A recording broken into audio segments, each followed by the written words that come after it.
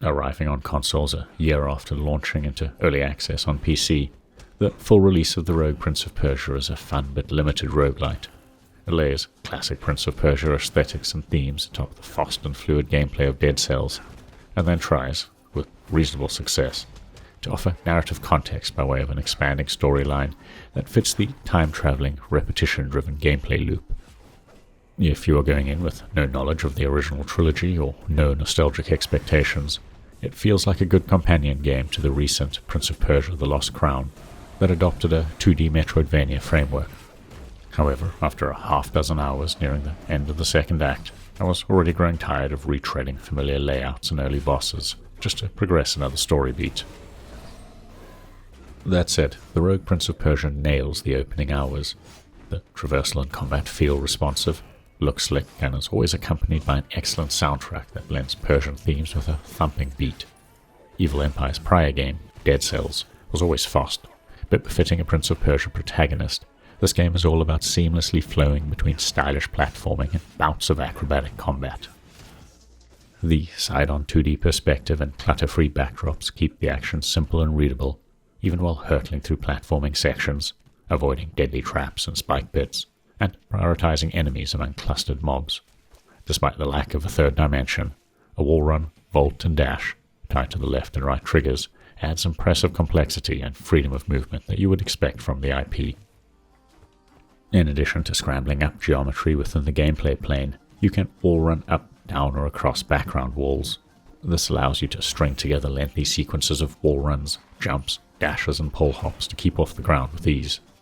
Mastering this movement takes time, especially as the laws governing conservation of momentum don't exist in this universe, but the moveset is essential for surviving the toughest platforming sections and avoiding the elaborate attack patterns of both common foes and bosses. Combat finds a good balance between simple and complex. Every weapon has a distinct attack speed, basic combo, and charged attack. Secondary weapons typically provide ranged attacks that consume energy generated by melee strikes, while aerial slams, dashes, and vaults keep you out of harm's way. The Rogue Prince of Persia is one of those games a skilled speedrunner could likely complete in a single run with only starter weapons. That said, befitting its roguelike structure, there are a myriad of secondary systems tied to narrative and character progression to incentivize pushing forward each time you fall. More importantly, and especially if you're returning to the game for the first time since the early access launch, story beats are more common and the progression systems provide more permanent buffs. Retreading early levels gets faster and more stylish thanks to conventional XP-based leveling and a Souls-like dropped-on-death resource. As you level, skill points can be assigned and freely reassigned across a half-dozen skill trees, buffing survivability, movement, energy gain, and resource farming. Several unlock a stackable second chance ability that I would consider vital to getting through later runs. Collecting the souls of corrupted Hun warriors is a risk-reward system. You can stash them at an altar found at the start of each level, or smash it for more souls and push on to the next. Back at the Oasis Hub, you can infuse these souls into unlocking new weapons or medallions, which provide passive abilities tied to your movement or combat abilities, that can appear in a run.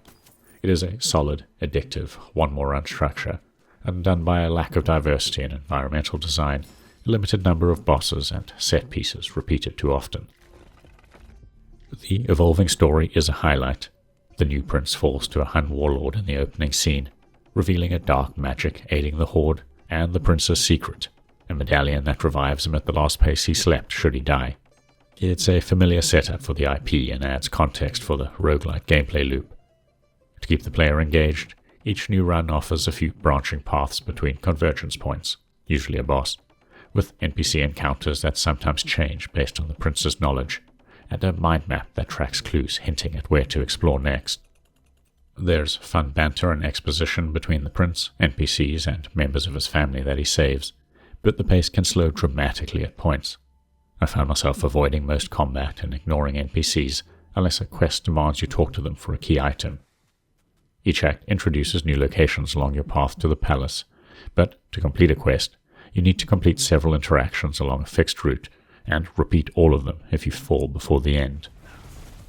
Another issue is that despite the aesthetic changes between environments and the procedurally generated layouts, You only need to clear them a handful of times to recognize repeating locations, overuse scripted events, and the fact they ultimately play out much the same way regardless.